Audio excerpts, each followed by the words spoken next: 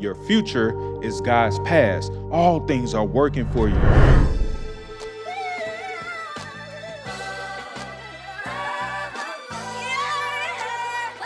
No matter what you go through, keep dreaming. Keep going, don't quit, keep reaching. You can be the best you wanna be, gotta believe it. Keep the faith, the mustard seed is all needed. You gotta want Top of the it as morning. bad as you breathe. Welcome back to the podcast. I'm your host, Mr. Charleston Girley. I want to thank each and every one of you all for tuning in, whether you're listening in or viewing in. Again, for my subscribers and just really my viewers, thank you all so much. You all make this podcast exactly what it is. And so I'm extremely grateful for you all. Number one, I want to do a quick check-in. I want to make sure that you are doing good. If you are doing good and you're in a good headspace and you're on my YouTube, go ahead, like this video. That'll let me know that you're doing good. But I hope that last week's episode was very encouraging to you. And today we're going to jump into a new topic, but we are still sticking with our theme for this season, stewardship. Being able to control everything that's within your circle, and then everything that's outside of your circle, we're going to give that to God. And so we're going to go ahead and jump into our coffee segment on today. So for today's coffee, I'm not drinking coffee. I'm switching it up just a little bit. I'm drinking some green tea. I wanted something just a little bit more healthy. So that's what I'm drinking on today. But for today's episode, we're going to do a cheers, and we're going to do a cheers to strength. Sometimes on our journey, on our path, there are moments where we get weak. But I want to encourage you on today that God will supply your strength. And so our cheers today is going to be for strength. So cheers.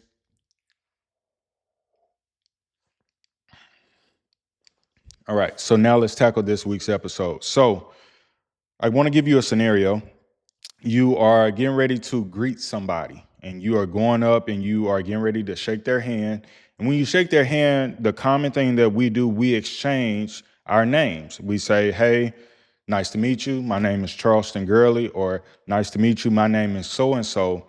But the title for today is going to be, who are you? And my question to you is that when you introduce yourself, do you really know or understand who you are? It's very easy to just say your name, but at the same time, who are you addressing? Who are you identifying as? And so that's going to be the topic for today. Who are you? And there are going to be three lessons that we're going to cover. Number one is going to be identity. What is your identity? Number two, what is your purpose? And then number three, what is your vision? So those are going to be the three lessons that we are going to cover on today. And we're going to go ahead and jump into lesson one, where it talks about identity. Who are you? What does your name mean? Who are you identifying as? Who are you representing? And so that's going to be the very first question, because when I think about my name, when I introduce myself, I am not simply Charleston. Charleston has a meaning. Everything of this world has a meaning. There's a deeper depth. And one of the things that I fear is that we do not understand the depth of who we are, which that leads to walking around this world blindly, not understanding your purpose, not understanding your mission. You were put on this earth for a specific reason. And a lot of times when depression comes in, or, feelings of being lost comes in, is because we don't understand who we are and the purpose and the reason that we are placed on this earth. And this episode is going to encourage you to dig just a little bit deeper to identify and figure out just who you are. So we're going to go ahead and jump into our Bible scripture on today, and there are going to be several. But the first, I'm going to reference you to Jeremiah chapter 1, verse 5. Now, this is coming out of the NIV version, and it says, before I formed you in the womb, I knew you. Before you were born, I set you apart. I appointed you as a prophet to the nations. Now, in this passage, God is speaking to Jeremiah, but that verse correlates to us directly. Before we ever came into this world, God already knew us. So what that means is that we were already being formed for a specific reason, for a specific purpose, and it's upon us to then ask our Creator, what is the reason, what is the purpose, what is our meaning for being placed on this earth? You were chosen. I'm gonna just go ahead and say that. You were chosen.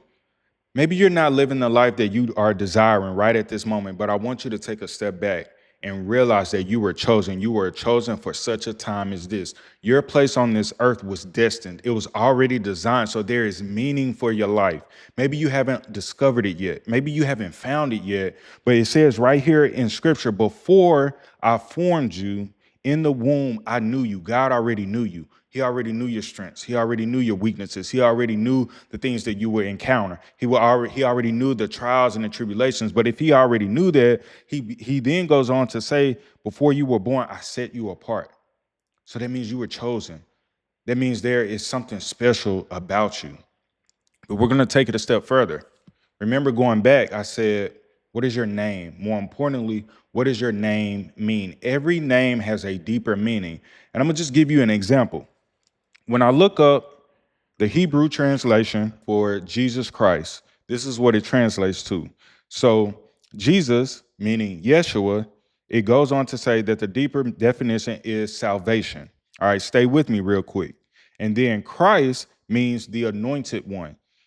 So what that means is that his name had a meaning which identified who he was. If Jesus means salvation, what did he come to do? He came to save us, to redeem us. So he came in the form of who he was, what his name meant. So there's a deeper meaning behind your name. It starts to identify and peel back the layers of your purpose. His purpose was to save humanity. So Jesus, meaning salvation, identifies who exactly he is, which then leads on to Christ, meaning the anointed one, the chosen one. He was the only one. So now you start to correlate the deeper meaning behind your name. So I took a little bit of liberty to go ahead and look up my name. So my name is Charleston Edwin Girley. Now, Charleston, this is what it means. Free man, man of strength, foundation, a man who builds, gathers, and holds ground. Ton, the last part of my name, Charleston, it means a settlement, a place where people are gathered and established. So then I go on to my middle name, Edwin, friendship, virtue, and prosperity, wealthy friend, royalty, dynamic, restless, independent, ready to face any type of challenge, outspoken. Now you start to kind of pick up where I'm going here. And then my last name, Girly, inheritance, legacy, land, territory, and cultivated ground. That is what my name starts to mean. So now I'm gonna give you a deeper background why it's important for you to understand what your name means. I got into real estate back in 2020. And the moment that I got into real estate, I started to experience all types of adversity, all types of trials, tribulations. And for the life of me, I could not understand why. And I remember telling God, listen, God, if real estate isn't for me, take it away. Get rid of all these houses. Now, these were houses that he blessed me with. And at one point, it got up to maybe about 20 houses.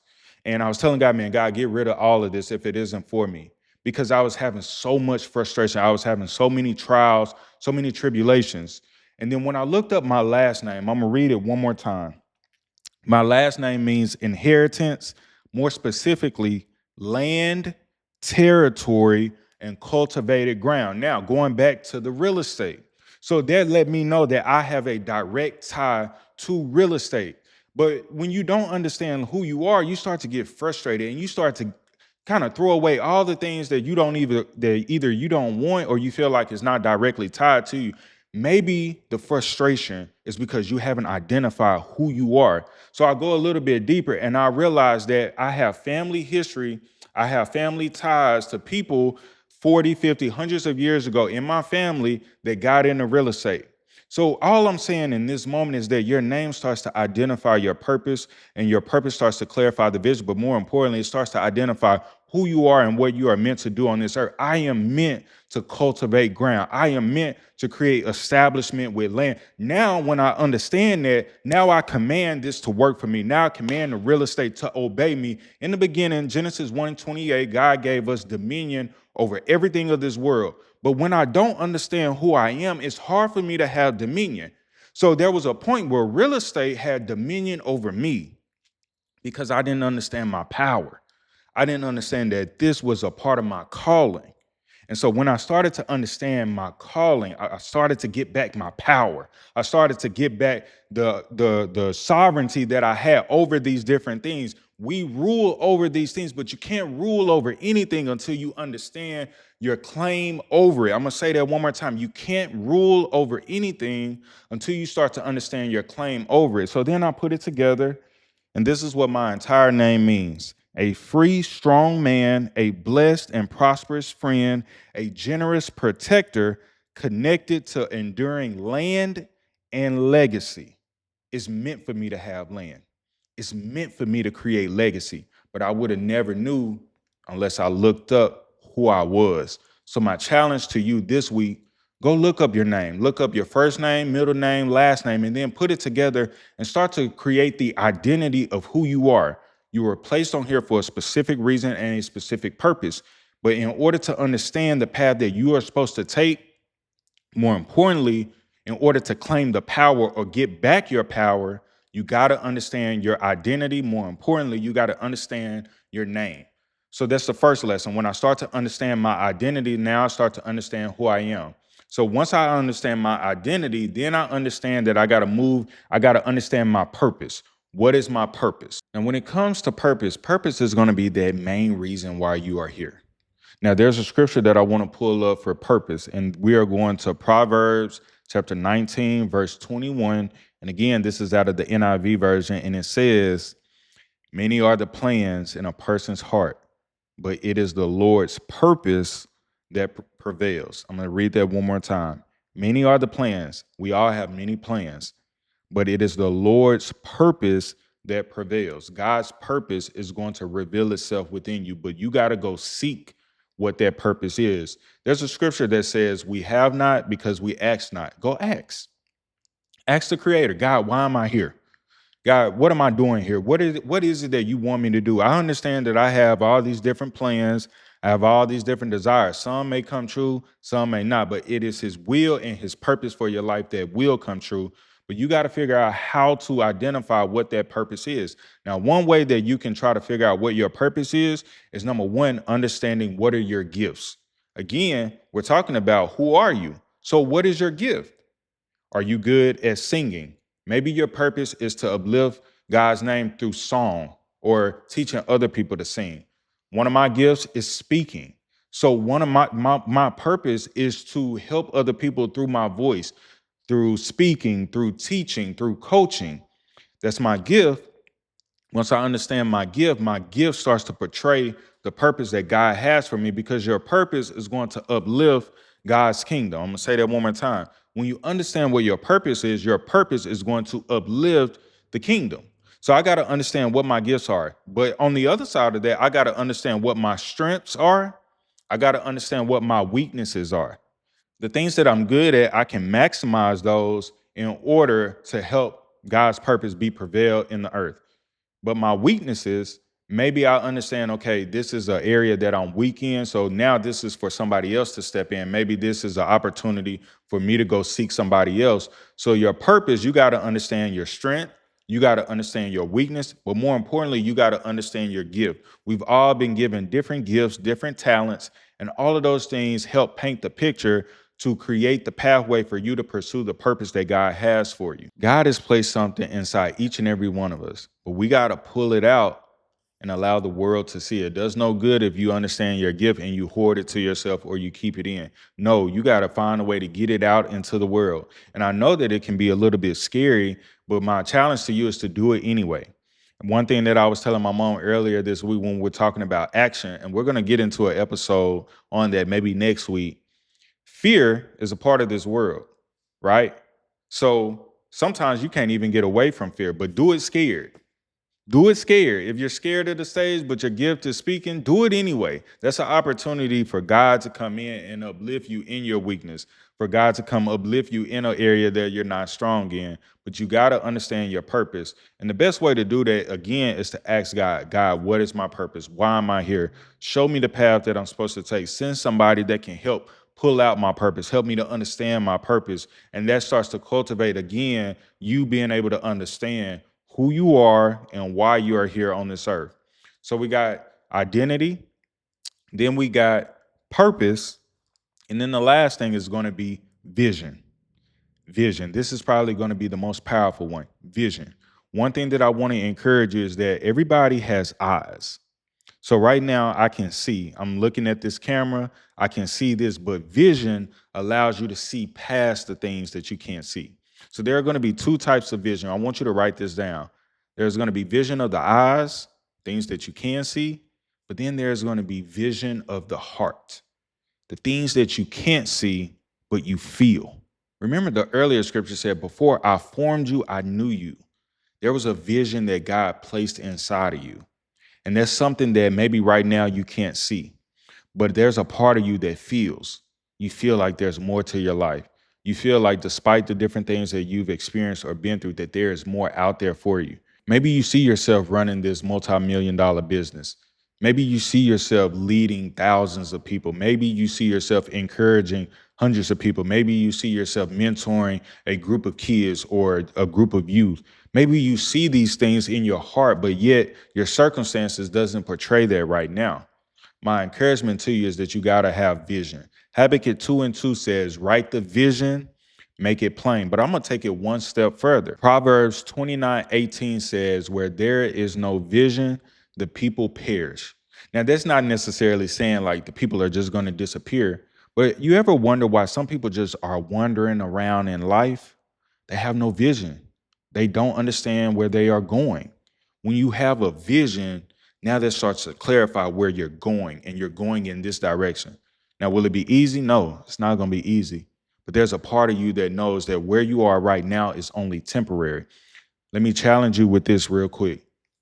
If where you are right now, if you're not satisfied, that means you're not supposed to be there. Now, you're there for a specific reason, but that's not your final destination. So the encouragement is that what you're experiencing right now is only temporary.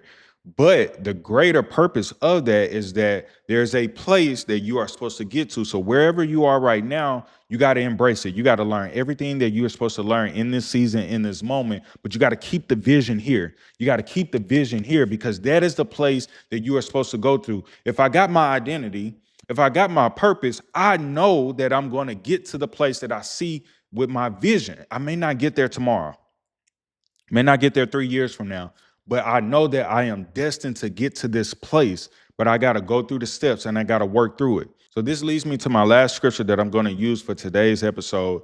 And this is going to be our closing for today. And this is coming from Romans chapter 8, verse 28. Now I'm going to read this one out of the King James Version because I like it a little bit better. And it says, and we know that all things work together for good to them that love God, to them who are the called according to his purpose. You see how we tying all this together: identity, purpose, vision. But I'm gonna read this one more time. And we know that all things, I want you to write down all, A-L-L. I want you to capitalize it. I want you to write down all. We're gonna come back to that in a minute. All things work together for good to them that love God, to them who are the called according to his purpose. I'm gonna deal with the back part of the scripture. We are all called. Remember, I said it's no coincidence that you made it here on earth. You were here for a specific reason, but we are all called. Since we all made it here, we are all called. Why? For his specific purpose. So again, once you understand your identity, that leads you to your purpose, which then cultivates the vision. But I'm going to go back to all. And I want you to write this down. So the Hebrew definition of all, it means all, every, each, or the entire whole. All right. So let's dive into this. Everything, good, bad, trial, tribulation, victory, whatever it is, all things work for your good. So what do you mean all of these things work for my good? Because all of these things are pulling you to your future. All of these things are pulling you to the vision that you feel on the inside of your heart. But you got to learn to embrace it. It's easy for us to embrace the good, but more importantly, we got to learn to embrace the bad. I'm going to give you a quick story time. I talked about this on this podcast before. I had a speaking engagement maybe about 3 months ago, and I was told that I was going to be paid. Now, at this point, I've been working for myself. I have not been paid. I haven't received any paychecks. So now I'm looking forward to me being paid. Maybe about a week before the speaking engagement, I get the notification. They tell me, they say, hey, we met. They are not going to pay you. They're not willing to pay you. I'm frustrated. I'm upset. This is not good. I don't like this, but I tell them, I say, you know what? I'm going to go ahead and do this anyway. Now, when I took a step back, because perspective is going to be everything, write this down. Perspective is everything, especially during the bad. I had to sit with God and understand why they did not pay me. What I realized is that it doesn't matter how good I feel like I can speak. The problem was I did not have enough exposure for them to know who I was. So again, it was never anything about that they didn't believe in me. They didn't know who I was. So imagine not knowing who somebody is and they're asking you for $2,500. It's going to be very difficult. So what I had to do, I had to get deep in my bag and I had to go start to create or increase my exposure. And what they did, they started to make me a better speaker. At the same time, I realized when I was speaking, I was only speaking in a motivational type of sense. I was not teaching. I was not teaching something that could be applied for the rest of the people's lives. So that trial or that thing that I felt wasn't good allowed me to dig deeper into my bag of speaking, which then allowed me to become a better speaker. So again, all things are working for you. All things, even the bad. But again, vision. If vision allows you to see past it. If I didn't have vision, my vision is that I know God is going to place me on a stage in front of thousands of people. That's my vision. But if I only got stuck based on what I could see right there in that moment, oh, they're not going to pay me. Oh, you know what? This may not be for me. I would have never pushed past that. Your eyesight will allow you to see the circumstances that are in front of you, but you got to look past that. And you understanding what your vision is allows you to look past that. You having vision allows you to embrace the things that you may not like because it's cultivating you into a different light. It's pulling you into your future. Now, I'm going to say this real quick. Your future is God's past. I'm going to say that one more time. Write this down. Your future is God's past, which means me standing on stage in front of thousands of people has already happened. I'm just now walking to it, but I got to keep my vision in front of me. I got to understand who I am, what my name means. I got to understand my purpose. Now I'm not dictated by the different circumstances. I look at it, you know what? This is for my good. They didn't pay me. You know what? This is for my good. I got denied from this. You know what? This is for my good. This is going to make me work harder. This is going to make me peel back another layer to myself. Now I got to be worthy enough for the vision. It does no good to have the vision. Are you worthy enough? And if you haven't made it there yet, maybe you're not good enough. Maybe you're not worthy enough, and that's okay because God is going to cultivate you. You were already a winner before you came into this earth. You are not trying to win. You have already won. You made it here. But now it's about being developed over time. It's about understanding who you are. It's about understanding your purpose. It's about understanding your vision. Then you can get to that place. I was listening to Dr. Miles Monroe, and he said one thing that was so powerful, and I actually wrote it down in my journal, and I'm going to read it to you. This is going back to the scripture where it says, all things work. Now, this is quoted by Dr. Miles Monroe, and it said, God has rallied all resources, all assistance, all demons, and all angels, even the devil, everybody working to ensure your future comes to pass. I'm going to read that one more time. God has rallied all resources. Remember, we said all things, all assistance, all demons, and all angels, even the devil. He has no power over God. More importantly, he has no power over you. Everything and everybody is working to ensure that you get to your future because God has a purpose for you on this earth. So all of it is pulling you to your future. The trials pulling you to your future. The setbacks pulling you to your future. The schemes that the enemy tries to throw at you, pulling you to your future because it's cultivating something different. It's allowing you to evolve in this capacity. It's allowing you to evolve in this capacity. So get away from the things that are good. When good happens, embrace it. But when trials happen, switch your perspective. This is working for me. When that setback happens, switch your perspective. This is helping me. When this happens, God, I know I don't like this, but this is creating a deeper layer for me. One thing that my mom said, because I go around speaking, and like I said, my vision is to speak globally. I'm saying that right now because I know it's going to happen. My vision, my purpose, God is going to allow me to speak globally. But how can I go speak to the world if I don't have anything to talk about? So I got to go through the trials. I got to go through the tribulations. It's difficult. I don't like it all the time, but I try to have the perspective. God, this is working for me. God, this is working for me. This is peeling back a different layer. So now when I get on stage and somebody is experiencing this, I've already gone through it. So now I can teach it. I got to live what I'm able to teach. I can't get on this podcast and give you evidence or give you advice if I have not lived it. So I tell God all the time, God, give me the experience. God, give me the wisdom. In order to get experience and wisdom, you got to go through it. But when you go through it, now you start to evolve. Now I start to become the person worthy enough to speak to the world. It's no good just for me to desire to speak to the world. Yeah, that may be my purpose. Yeah, that may be my vision. But am I the person worthy enough to go do that? And if I'm not, then I take a step back and say, God is working for me. But in order to get to that place, more importantly, that mental space of dominance, that's what I want you to sit with this week. You were put here to have dominance over everything of this world. Genesis 1:28. We are commanded to have dominion. But in order to understand that, I got to go back and I got to embrace the 3 lessons. Identity. I got to understand what my name means. Purpose. I got to understand the reason why I'm here. And then the last, I got to understand my vision. God, why you got me here? God, what am I supposed to do? If you can understand those 3 things for your life, your perspective will change and you will start to learn to embrace everything. You will learn to start to embrace all things. So that's all I got for you on today's episode. I pray and hope that it was encouraging to you. So make sure that you like, share, and subscribe, and really send this to somebody, because what I fear is that a lot of us are walking around. We don't understand what our name means. We don't understand our purpose. More importantly, we don't understand the vision that we have. Psalm 37:4, delight yourself in the Lord. Treat him as a luxury, and he will give you the desires of your heart. My prayer goes out to each and every one of you all. Again, I'm super, super thankful. You all encourage me. You all challenge me. And so I'm just extremely grateful. I look forward to seeing you here next week on next week's podcast. As I always say, peace, love, and dreaming. You gotta be able to dream again. After you accomplish that one dream, you owe it to yourself, you owe it to God, you owe it to your family to be able to do it again, to dream again. But when you dream again,